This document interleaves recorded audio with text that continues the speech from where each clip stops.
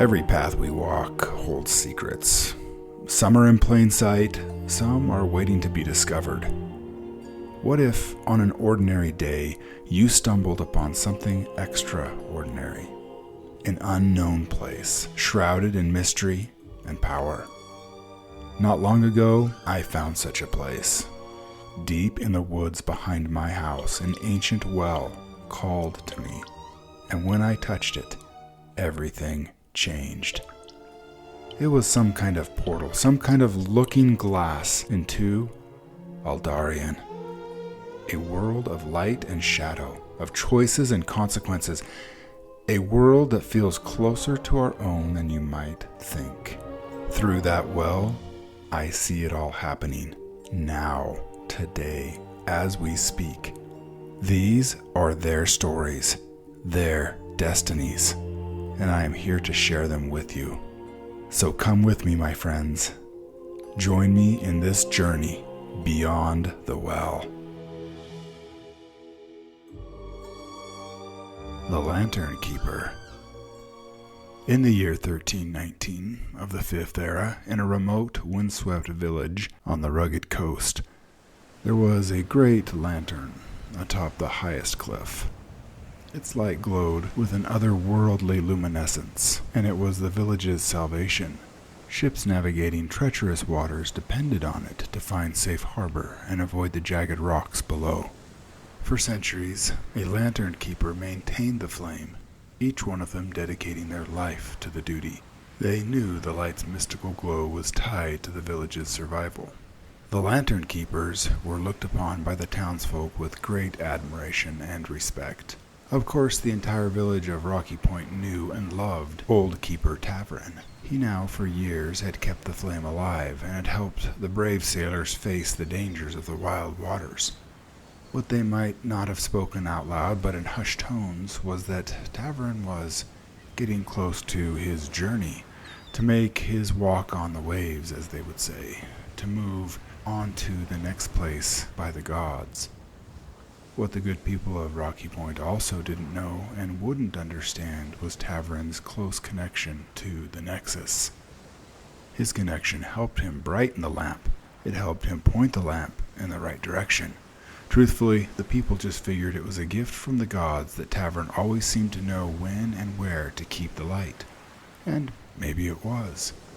But his connection hadn't always been as solid as it had become in his later years. Something about age that brought a solid foundation, a lifetime of experience that was as solid as the rock upon which the tall lantern was mounted, and that connection now spoke to Tavren's heart. He knew it was time to pass the responsibility. Tavren first felt the connection Sunday last. His eyes were pulled to a woman in her early 20s. She had locked gazes with him. He sensed confusion and fear. But there was no mistake. Elyana was the one. He immediately had gone over and asked her name and who she was. As I said, it was a great honor to be entrusted with such responsibility, and that came with the type of validation, well, only fools seek. But Elyana was no fool. She was young and beautiful, and had many big dreams to travel and see the world. She yearned for adventure and escape from the small village, so it was no small thing for her to accept. Of course, she had seen the villagers nod as if it were just some foregone conclusion that she had given up her life for the responsibility, and I suppose she resented that. But there was a call inside her she couldn't deny. As well, curiosity and desire to learn drove her to move into this new calling.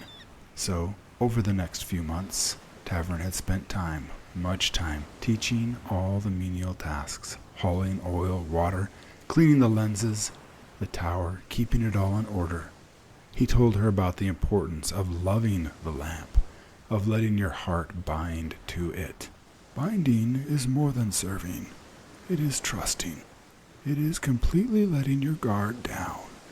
In a way, it's like complete submission.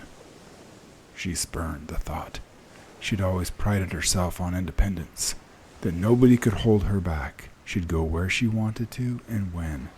Yet she masked those thoughts and was respectful to the old keeper, and she tried to learn. Over time, she did begin to feel where to point and how to enlarge the flame, but her abilities were so far below Tavren's that after a year of hard work, she began to become frustrated. Then it happened. First she heard the crash, then felt a surge inside her. She felt through the nexus, stronger than she had ever felt before. Tavren had fallen. She found him panting and crunched into a ball at the bottom of the steep stairs coming down from the lamp.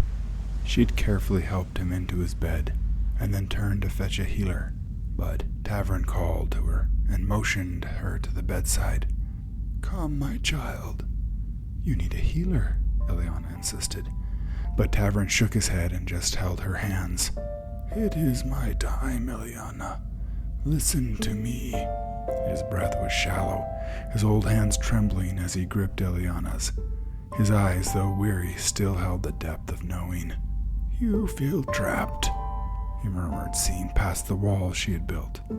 "Like your life is no longer your own." Elyana swallowed hard, but said nothing. "I know that feeling. The weight of responsibility presses in, and quiet resentment whispering that the world is moving on without you." He sighed. "But tell me, child, what else in this world is worth giving yourself to, if not something that outlives you?" She looked away.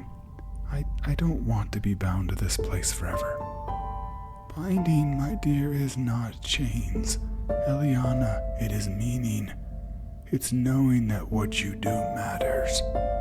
This light," he motioned weakly towards the tower, "it doesn't ask for you to disappear. It asks for you to become, to grow into the kind of person who can bear the weight and responsibility and yet still remain whole." She blinked, her heart pounded. Tavren coughed, then squeezed her hand. "The world will pull at you, whisper promises of freedom without duty. But freedom without purpose is, in fact, a slow kind of death. You think leaving will give you yourself back, but the truth is, you will only find yourself when you embrace what already is yours." His voice grew softer now, a thread of breath. "The time will come, I see, when you will go. But that time is not yet. Not before you learn what it means to stay," he said as pain shook his body. "And when that time comes, you won't be walking away empty. You will be walking forward, full." Then his fingers relaxed. His last breath slipped into the wind, and Elyana, for the first time, felt the weight of the light, not as a burden, but as a true calling. The weight of Tavren's words did not fade, but neither did the loneliness that followed. Elyana's connection to the Nexus did deepen. She could feel the flame more keenly, sense the ships before they appeared on the horizon. But the more she saw, the more isolated she became. The villagers no longer looked at her as they had looked at Tavren. They saw only duty fulfilled, not the sacrifice behind it. Then Marco arrived. He was unlike anyone in Rocky Point, flashy, well-traveled, and with a freedom about him that Elyana had longed for. He spoke of bustling cities, of open roads where no one was bound to anything. He recognized the restlessness in her and fed it, his voice a whisper of the life she had once dreamed of. "You don't owe them your life," he had told her one night. "Come with me, see the world. The sea calls to you, not this old tower."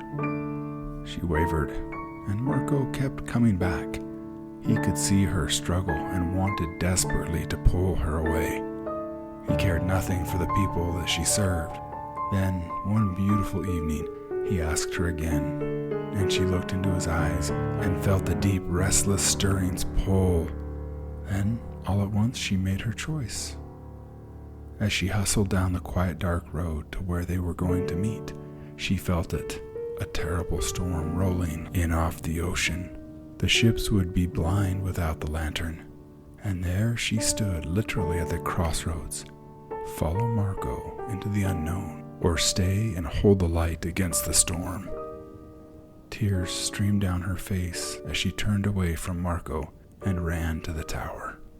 Even as she ran back up the hill toward the tower, she began to feel the first drops of rain. There was an energy in the air like she had not felt before. This was going to be a bad storm, maybe the worst she had ever seen. Rain soaked her to the bones as the storm reached its full strength. Wind pushed her back. Each step felt like a battle against nature itself. She climbed the slick path, slipping and sliding, until she reached the lantern tower. She looked up and saw the flame flickering weakly, almost out. Exhausted but determined, she rushed up the stairs and began to coax life back into the flame.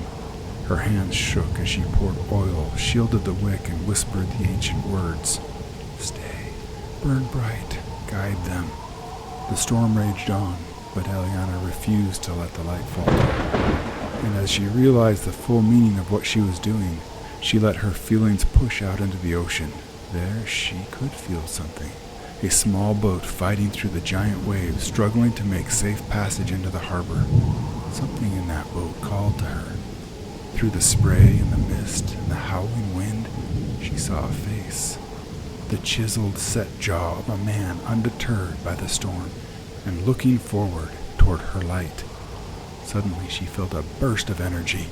It felt like her whole body was on fire, and the lantern erupted in light. She saw the man's eyes fasten on the light and make a crucial course correction. Hours passed. Her body ached, but the light didn't fail. And as the early morning rays began to push back the darkness, the storm abated. Completely exhausted, drained of all her energy, she fell into a deep sleep, still clutching the lantern. Elyana woke in her bed, confused and at a loss for what had happened. "There you are," said a deep voice. Startled, she sat up and gazed, drop-jawed at the man from the boat. "They said you'd be here. They said you'd guide us in," he said, looking deeply into her eyes.